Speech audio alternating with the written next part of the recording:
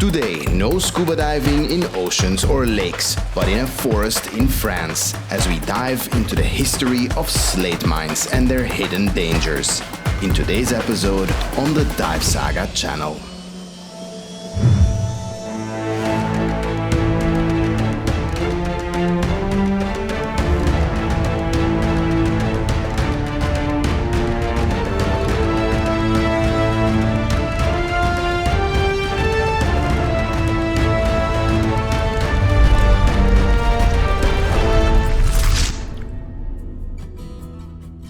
If you're subscribed to the Divesaga channel, then you know that lately I've been shooting a lot of our episodes on the Insta360 Ace Pro.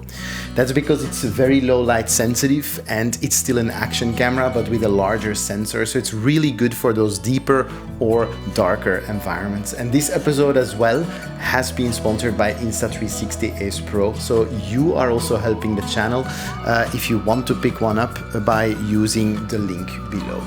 Now, for this episode specifically, yes, it's low light, it's darker, tight spots, but I also wanted to see if I could push it to make it really cinematic. So let me know what you think.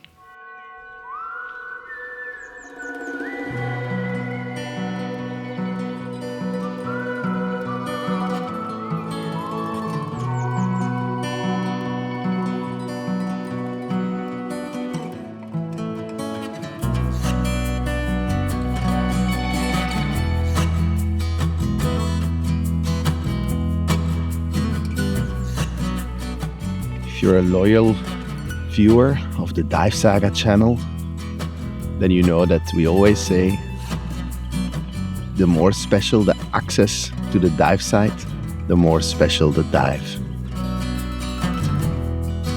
Today, we're doing that again. Today's diving adventure takes us to the border between northern France and the south of Belgium, far off the beaten path in the dense forest, for a wild ride into industrial history.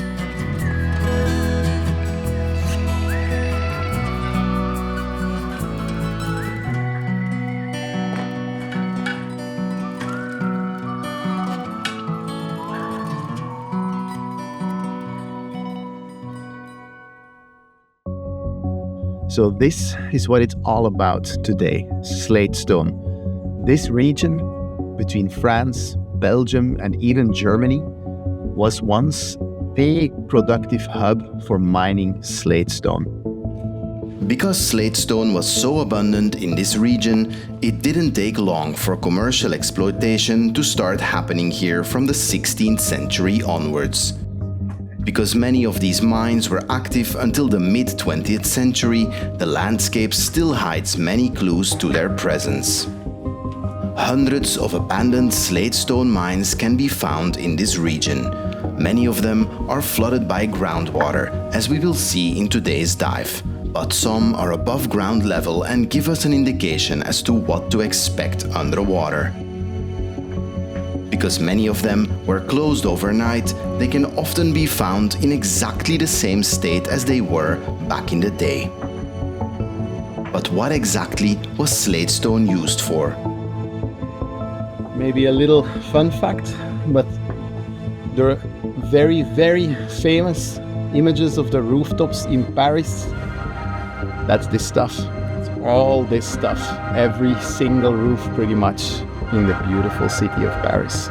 But as with all resources, a decline in demand, high operational costs or more profitable alternatives made mining less economically feasible.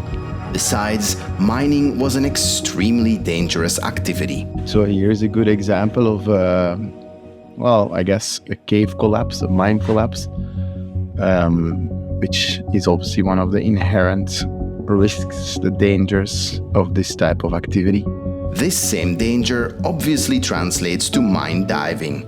Although some features between cave diving and mine diving start to intertwine over time, like the growth of stalagmites and stalactites here, cave diving and mine diving have their own individual set of risks. Another thing that's super important, of course, is that you do need to be absolutely certain of the air quality. If you're going to be diving a mine where there's a dry part, or if you're going to be surfacing somewhere, the air is definitely not guaranteed breathable. Thorough cave training and practice is of course a great first step, but it is important to surround yourself with knowledgeable professionals who know the area and its mines. All right, ready to get in the water. Just quickly prepping the camera, and I know a lot of people have been asking questions about that. As I said in the beginning of this episode, the whole episode is shot on the Insta360 Ace Pro, but I do use sort of this rig, so a tray and then 2 video lights. Yes, I choose the camera because it's light sensitive, but of course in a mine there's zero natural light, so you do need some external light source. And then my biggest thing is these little moisture absorbing pads. That's often overlooked, but that helps so much in being able to shoot for a prolonged amount of time. But anyway, enough talking. Now we are going to go and do some mine diving.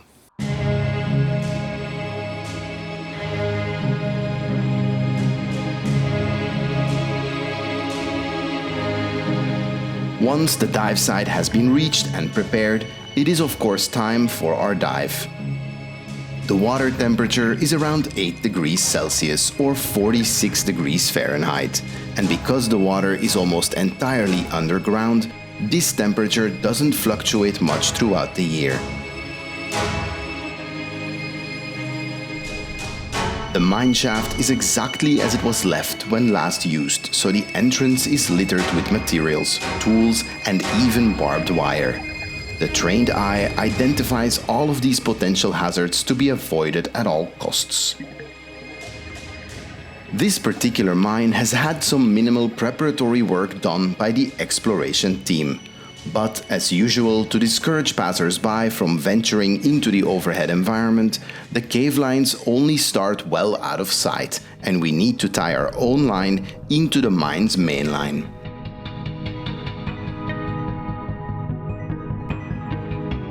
Once we are tied into the main line, we remain at a mostly consistent depth of about 11 to 12 meters, 37 to 40 feet.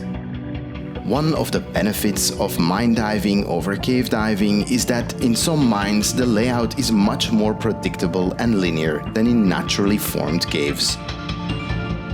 Of course, the same navigational considerations exist, and we never dive based on an assumption.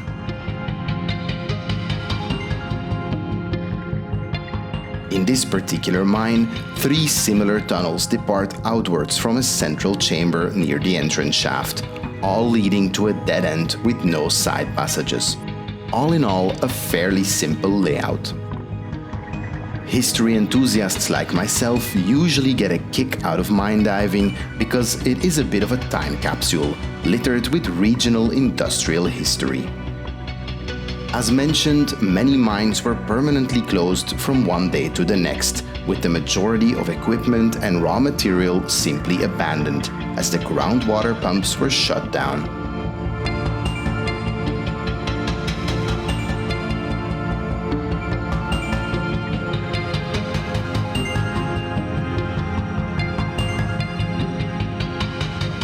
Pay special attention to the left side of the image here, and you may already notice a first indicator that this mine hides a distinct danger to divers. These particles are virtually neutrally buoyant, and the walls and floors are covered with them. Moreover, these mine shafts have almost zero flow, so suspended particles won't be easily cleared out by water movement. Once disturbed, they are here to stay.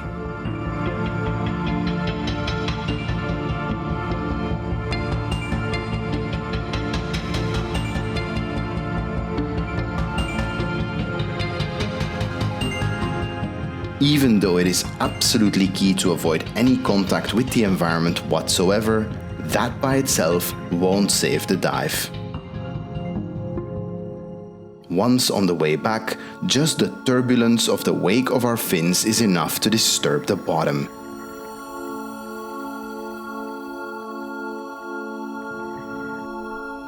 It's almost as if the particles come to life just by themselves.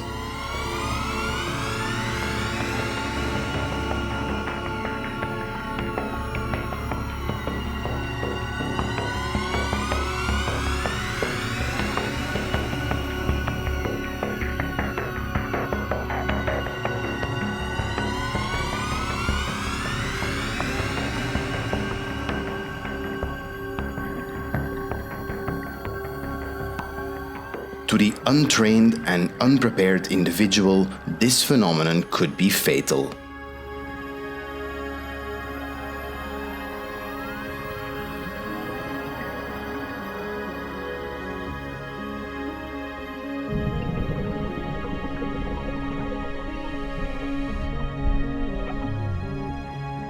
Of course, we knew this would happen before the dive even started. And by staying calm and following proper procedures, we are able to calmly make our way out of the disturbance, back into clearer water.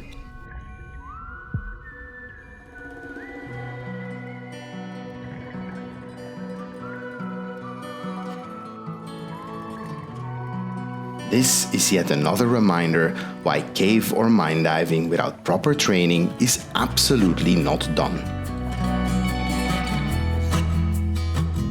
As we follow our line back out of the mine and into the daylight, I notice something peculiar in a pile of rubble.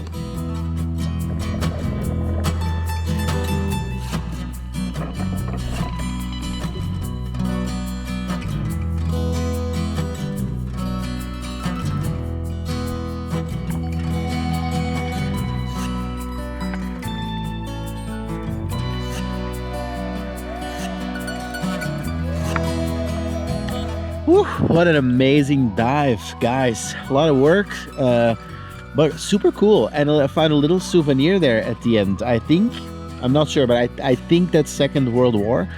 Probably when either the German occupiers or the Allied forces had to abandon positions. They probably dumped this in the mine so as not to let it go to the enemy.